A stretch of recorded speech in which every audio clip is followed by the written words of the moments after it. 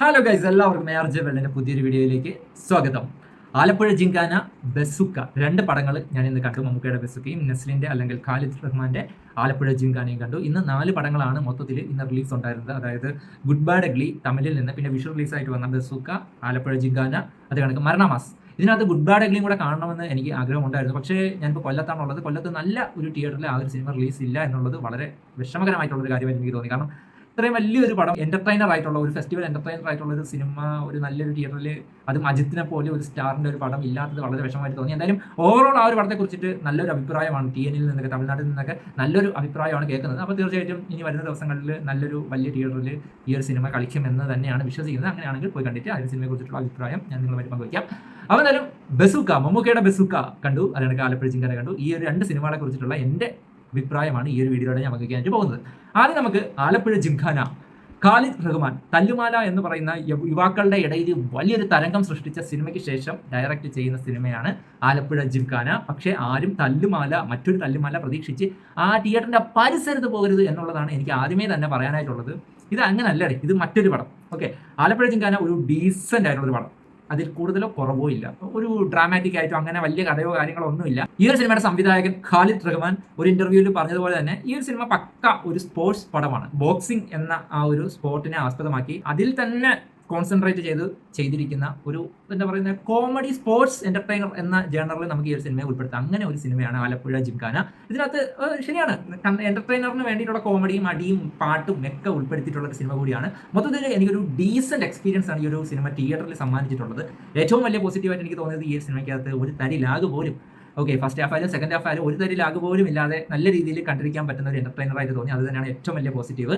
മറ്റൊരു പോസിറ്റീവ് എന്ന് പറയുന്നത് ഇതിന്റെ ബാക്ക്ഗ്രൗണ്ട് സ്കോറും മ്യൂസിക്കും എനിക്ക് പേഴ്സണലി നല്ല രീതിയിൽ നല്ലൊരു വൈബ് തിയേറ്ററിൽ ക്രിയേറ്റ് ആകുന്ന എനിക്ക് തോന്നി. അപ്പോൾ അത്തരത്തിലൊരു നൈസ് എക്സ്പീരിയൻസ് ഇതിന്റെ ബാക്ക്ഗ്രൗണ്ട് സ്കോറിനും അതേപോലെ പാട്ടുകൾക്കും തരാനായിട്ട് സാധിച്ചിട്ടുണ്ട്. പിന്നെ നമ്മുടെ യുവ നടന്മാരുടെ ആ ഒരു പെർഫോമൻസ്, നസ്ലിനായാലും ഗണപതി ആയാലും എല്ലാവരും നല്ല രീതിയിൽ തന്നെ ഈ ഒരു പടത്തിനകത്ത് അഭിനയിച്ചിട്ടുണ്ട്. അതും ആരുടെയും പെർഫോമൻസ് അങ്ങനെ മോശമായതായിട്ട് എനിക്ക് പേഴ്സണലി ഫീൽ ആയില്ല.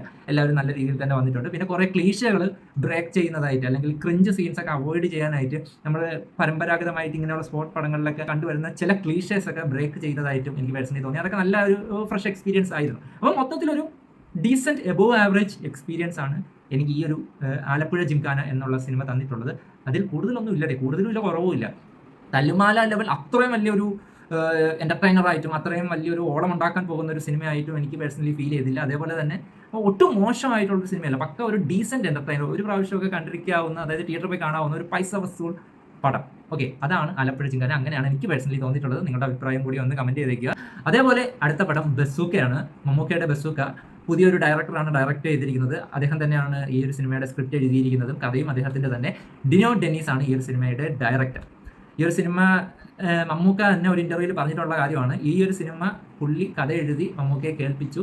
മമ്മൂക്ക അങ്ങോട്ട് വെച്ച ഒരു ഐഡിയ ആണ് ഡിനോ ഡെന്നീസ് തന്നെ ഈ ഒരു സിനിമ, നമ്മുടെ കലൂർ ഡെന്നീസിന്റെ മകനാണ് ഡിനോ ഡെന്നീസ്. അപ്പോൾ പുള്ളി തന്നെ ഡയറക്റ്റ് ചെയ്യാനായിട്ട് മമ്മൂക്ക തന്നെ പറഞ്ഞിട്ടാണ് ഈ ഒരു പടം ഉണ്ടായത്. അപ്പോൾ എനിക്ക് തോന്നുന്നത് ഈ ഒരു പടം മറ്റൊരു ഡയറക്ടർ, അല്ലെങ്കിൽ ഒന്നെങ്കിൽ ഹനീഫ് അദാനി അല്ലെങ്കിൽ അമൽ നരീത്, ഇനിയിപ്പം ഗൗതം വാസുദേവ് മേനോൻ, പുള്ളി തന്നെ ഈ ഒരു സിനിമ ഡയറക്റ്റ് ചെയ്തിരുന്നെങ്കിലും കുറച്ചും കൂടി ബെറ്റർ ഒരു ഔട്ട്പുട്ട്, അല്ലെങ്കിൽ ഒരു എന്താ പറയുക, തിയേറ്റർ പിടിച്ച് കുലുക്കുന്ന കണക്കൊരു പടം നമുക്ക് കിട്ടിയെന്ന് എനിക്ക് തോന്നി. ഞാൻ ഇപ്പോഴും ഇത് ഒരു മോശം പടമാണെന്ന് പറഞ്ഞിട്ടില്ല കേട്ടോ. അപ്പോൾ ഇപ്പോൾ ഉള്ള ഒരു ഔട്ട്പുട്ടിനെ കാട്ടി ഒരു ഗംഭീരമായിട്ടുള്ളൊരു സംഭവം കിട്ടിയതിനെ അമ്മാതിരിയാണ് ഈ ഒരു സിനിമയുടെ ഒരു കോൺസെപ്റ്റ് എന്ന് പറയുന്നത്. ഗെയിമിങ്ങിനെ ഞാൻ നേരത്തെ പറഞ്ഞ നമ്മുടെ ആലപ്പുഴ ജിംഖാന സ്പോർട്സിനെ ആസ്പദമാക്കിയിട്ടുള്ളതാണെങ്കിൽ ഈ ഒരു സിനിമ പക്ക ഒരു ഗെയിമിംഗ് സംഭവം, അതുമായിട്ട് ബന്ധപ്പെട്ടാണ് ഇതിന്റെ ഒരു കഥ ഇരിക്കുന്നത്. അതിനെക്കുറിച്ച് കൂടുതൽ പറയാൻ പോയി കഴിഞ്ഞാൽ അതൊരു സ്പോയിലർ ആയി പോകും. തിയേറ്ററിൽ പോയി കാണാനായിട്ട് ആഗ്രഹിക്കുന്നവർക്ക് അതൊരു സ്പോയിലർ ആയി പോകും. അതുകൊണ്ട് അതിനെക്കുറിച്ച് അങ്ങനെ വ്യക്തമായിട്ട് ഞാനിപ്പോൾ പറയുന്നില്ല. എന്തായാലും ഗെയിമിംഗ് ഓറിയന്റഡ് ആയിട്ടുള്ള ഒരു സിനിമയാണ് നമ്മുടെ ബസൂക്ക എന്ന് പറയുന്നത്. അപ്പോൾ മമ്മൂക്കയുടെ ക്യാരക്ടർ എന്ന് പറയുമ്പോഴത്തേക്കും മമ്മൂക്ക് ഫസ്റ്റ് ഹാഫിൽ തീരെ സ്ക്രീൻ സ്പേസിലൂടെ ഉണ്ട്.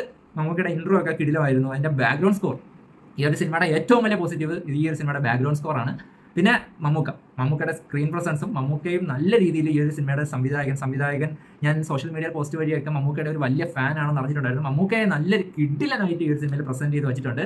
മമ്മൂക്കയുടെ ഇൻട്രൊഡക്ഷൻ ആയാലും ഇന്റർവൽ സീൻ ആയാലും, പിന്നെ ക്ലൈമാക്സ്, ഒരു ഒന്നൊന്നര ക്ലൈമാക്സ് ആണ് കേട്ടോ. ലാസ്റ്റ് ഒരു 20 മിനിറ്റ്സ് തിയേറ്റർ ഫാൻസ് നിർത്തി കത്തിക്കും.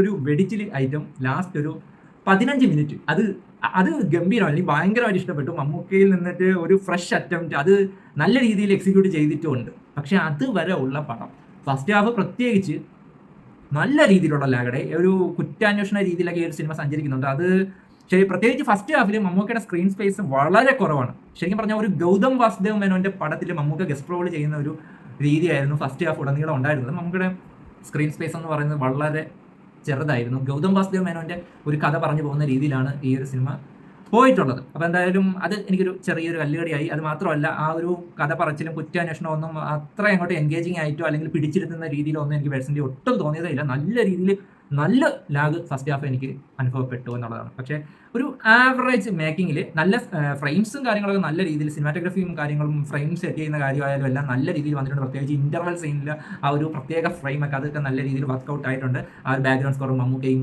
ആ ഫ്രെയിമും കൂടെയൊക്കെ വന്നപ്പോഴത്തേക്ക് അത് നല്ല രീതിയിൽ വർക്കൗട്ട് ആയിട്ടുണ്ട്. അതേ കണക്ക് മമ്മൂക്ക ഫാൻസിനെ ആഘോഷിക്കാൻ പറ്റുന്ന പല സീൻസും പടത്തിനകത്തുണ്ട്. പക്ഷേ അതിൻ്റെ അളവുകൾ വളരെ കുറവായതാണ് എനിക്ക് പേഴ്സണലി തോന്നി എന്നുള്ളതാണ്. പ്രത്യേകിച്ച് ഫസ്റ്റ് ഹാഫിൽ. സെക്കൻഡ് ഹാഫിലേക്ക് വന്നപ്പോഴത്തേക്കും ഫസ്റ്റ് ഹാഫ് ആവറേജ് അനുഭവമായിരുന്നെങ്കിൽ സെക്കൻഡ് ഹാഫ് കുറേ കൂടിയൊക്കെ എൻഗേജിങ് ആക്കി മാറ്റാനായിട്ട് ഈ ഒരു സിനിമയുടെ തിരക്കഥാകൃത്തായിട്ടുള്ള സംവിധായകന് സാധിച്ചിട്ടുണ്ട്. നല്ല രീതിയിൽ എൻഗേജിങ് ആയിട്ടുള്ള സംഭവങ്ങൾ സെക്കൻഡ് ഹാഫിൽ വന്നിട്ടുണ്ട്. ഒരു എബവ് ആവറേജ് എക്സ്പീരിയൻസ് സെക്കൻഡ് ഹാഫും തരുന്നുണ്ട്. കിടിക്കിയത് ഒരു ആവറേജ് ഫസ്റ്റ് ഹാഫും എബവ് ആവറേജ് സെക്കൻഡ് ഹാഫിനും ഒരു എക്സ്ട്രാ ഓർഡിനറി ക്ലൈമാക്സ് ആണ് ഈ ഒരു പടത്തിൽ കൊടുത്തിരിക്കുന്നത്. ആ ഒരു 20 മിനിറ്റ് ആണ് ഈ ഒരു പടത്തിന്റെ സോൾ എന്ന് പറയുന്നത്. മമ്മൂക്കയെ പ്രസന്റ് ചെയ്തിരിക്കുന്ന രീതി ഇതുവരെ ആരും അറ്റംപ്റ്റ് ചെയ്യാത്ത ഒരു ഭയങ്കര ഒരു എന്താ പറയുന്നത് വെല്ലുവിളി നിറഞ്ഞ ഒരു അറ്റംപ്റ്റ് തന്നെയാണ്. ആ ഒരു 20 മിനിറ്റിൽ സംവിധായകൻ വിജയിച്ചിട്ടുണ്ട് എന്നാണ് എനിക്ക് പേഴ്സണലി തോന്നുന്നത്. നല്ല രീതിയിൽ അത് വർക്കൗട്ട് ആയിട്ടുണ്ട്. പേഴ്സണലി അതുവരെ ചടച്ചിരുന്ന ഞാൻ ശരിക്കും ഒരു തരിപ്പ് തരുന്ന കണക്കൊരു ക്ലൈമാക്സ് ആണ്. ഒരു തരിപ്പുണ്ടായി. അത് കണക്കൊരു എന്താ പറയുക, ഒരു വാവ് ഫാക്ടർ ഇല്ലേ, ചില പടങ്ങളിലൊക്കെ നമുക്ക് വാവ് ഫാക്ടർ ഇല്ലാന്ന് തോന്നും. ഇത് ഒരു ആവറേജ് എക്സ്പീരിയൻസ് ആയിട്ട് വന്നുകൊണ്ടിരുന്ന ഒരു പടത്തെ ഒരു വലിയൊരു വാവ് ഫാക്ടർ എനിക്ക് ക്ലൈമാക്സിൽ ഈ ഒരു സിനിമയ്ക്കും സംവിധായകനും തരാൻ സാധിച്ചിട്ടുണ്ട്. അത് നല്ല രീതിയിൽ എക്സിക്യൂട്ട് ചെയ്തിട്ടുണ്ട്. പക്ഷെ അതുവരെ കുറച്ചും കൂടി ബെറ്റർ ആയിട്ട് നല്ല രീതിയിൽ എൻഗേജിങ് ആയിട്ടും സ്റ്റൈലിഷ് ആയിട്ടും ഒക്കെ കൊണ്ടുവരാൻ സാധിച്ചിരുന്നെങ്കിൽ ഇതിലും ബെറ്റർ ഒരു ഔട്ട്പുട്ട് അല്ലെങ്കിൽ ഒരു റെസ്പോൺസ് ഓവറോൾ ഈ ഒരു പടത്തിന് കിട്ടിയെന്ന് എനിക്ക് പേഴ്സണലി തോന്നി. അതിനകത്ത് ചെറിയൊരു നിരാശയും കൂടെ ഉണ്ട് എനിക്ക്. ഏറ്റവും പോസിറ്റീവായിട്ട് ഈ ഒരു പടത്തിൽ പറയാനായിട്ടുള്ളത് മമ്മൂക്കയെ നല്ല രീതിയിൽ പ്രസന്റ് ചെയ്തു. ഉള്ള സമയങ്ങളിൽ മമ്മൂക്കയെ നല്ല കിടിലനായിട്ടും ഒരു പുതിയ ഒരു അനുഭവം തരുന്ന രീതിയിൽ മമ്മൂക്കയെ പ്രസന്റ് ചെയ്യാനായിട്ട് സംവിധായകനായി എന്നുള്ളതാണ് ഏറ്റവും വലിയ പോസിറ്റീവ്. പിന്നെ എടുത്ത് പറയാവുന്ന ഏറ്റവും വലിയ പോസിറ്റീവ് സിനിമയുടെ സിനിമാറ്റോഗ്രഫി, പിന്നെ ബാക്ക്ഗ്രൗണ്ട് സ്കോർ. ഇപ്പം മമ്മൂക്കയ്ക്ക് കൊടുത്തിട്ടുള്ള സ്കോർ ആയാലും അതേപോലെ ഗൗതം വാസുദേവ് മേനോന് കൊടുത്തിട്ടുള്ള സ്കോർ ആയാലും അത്യാവശ്യം ഒരു മാസ് സംഭവം കിട്ടുന്ന രീതിയിലുള്ള സ്കോറുകളാണ് കൊടുത്തിട്ടുള്ളത്. അത് രണ്ടും മാത്രമല്ല, പടം ഉടനീളമുള്ള ബാക്ക്ഗ്രൗണ്ട് സ്കോറുകൾ എനിക്ക് നല്ല രീതിയിൽ ആ ഒരു സീനുമായിട്ട് യോജിച്ച് പോകുന്ന രീതിയിലുള്ള നല്ല ഔട്ട്പുട്ടാണ് വന്നിട്ടുള്ളതായിട്ട് എനിക്ക് പേഴ്സണലി ഫീൽ ആയി. ശരിക്കും പറഞ്ഞാൽ ബാക്കിയുള്ള മേഖലകളെല്ലാം അടിപൊളിയായിട്ട് എനിക്ക് തോന്നി. ഫസ്റ്റ് ഹാഫിലുള്ള ആ ഒരു ലാഗാണ് ഏറ്റവും വലിയ നെഗറ്റീവ് എന്ന് പറഞ്ഞാൽ നല്ല രീതിയിൽ ലാഗ് അടിച്ചത്. അതാണ് എനിക്ക് ഏറ്റവും വലിയൊരു നെഗറ്റീവായിട്ട് എനിക്ക് പറയാനുള്ളത്.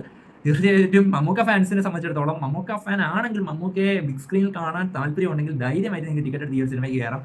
അതായത് അത്തരത്തിൽ ഈ ഒരു സംവിധായകൻ മമ്മൂക്ക ഫാൻസിന് ഭയങ്കരമായിട്ടുള്ള രീതിയിൽ ആഘോഷിക്കാനായിട്ടുള്ള ഒരു സാധനം ഈ ഒരു സിനിമയ്ക്കകത്ത് ചെയ്തു വെച്ചിട്ടുള്ളതാണ് എനിക്ക് പേഴ്സണലി ഫീലായി. ഈ ഒരു സിനിമയുടെ ക്ലൈമാക്സ് എനിക്ക് ശരിക്കും ഒരു തരിപ്പ് തന്നെ, ഒരു വാവ് ഫാക്ടർ എനിക്ക് നൽകി എന്നുള്ളതാണ് ഈ ഒരു സിനിമയെക്കുറിച്ച് ഏറ്റവും വലുതായിട്ട് എനിക്ക് എടുത്ത് പറയാനായിട്ടുള്ളത്. ആ ഒരു 20 മിനിറ്റിലാണ് എൻ്റെ ബസ്സൊക്കെ ഇരിക്കുന്നത് കേട്ടോ. ആ ഒരു 20 മിനിറ്റ്, ആ ഒരു ഞാനൊരു 2.5 മണിക്കൂർ പടം കണ്ടതിൽ എനിക്ക് ആ ഒരു 20 മിനിറ്റിലാണ് എൻ്റെ ഫുൾ മൈൻഡും ആ ഒരു രീതിയിലാണ് മമ്മൂക്കയെ പ്രസന്റ് ചെയ്തിരിക്കുന്നത്. അതാണ് ആ 20 മിനിറ്റ് ആണ് ശരിക്കും പടം. ഫസ്റ്റ് ഹാഫിലെ പ്രശ്നം എന്ന് പറയുന്നത് നമുക്ക് ഫസ്റ്റ് ഹാഫ് കണ്ടുകൊണ്ടിരിക്കുമ്പോഴത്തേക്കും ആ ഒരു കണക്ഷൻ കിട്ടണമെങ്കിൽ കൂടി ആ ഒരു 20 മിനിറ്റ്, ലാസ്റ്റ് 20 മിനിറ്റ് കാണണം എന്നുള്ളതാണ്. അതുകൊണ്ട് ആ ഒരു 20 മിനിറ്റിലാണ് സിനിമയുടെ മൊത്തം സോളും ഇരിക്കുന്നത്. അപ്പോൾ എനിക്ക് മൊത്തത്തിലൊരു എക്സ്പീരിയൻസ് എന്ന് പറയുന്നത് ഒരു ആവറേജ് എക്സ്പീരിയൻസ് വിത്ത് എക്സ്ട്രാ ഓർഡിനറി എക്സ്പീരിയൻസ് എന്ന ഒരു ക്ലൈമാക്സ്. മൊത്തത്തിൽ ഈ ഒരു പടം എനിക്കൊരു ആവറേജ് എക്സ്പീരിയൻസ് ആണ് നൽകിയിട്ടുള്ളത്.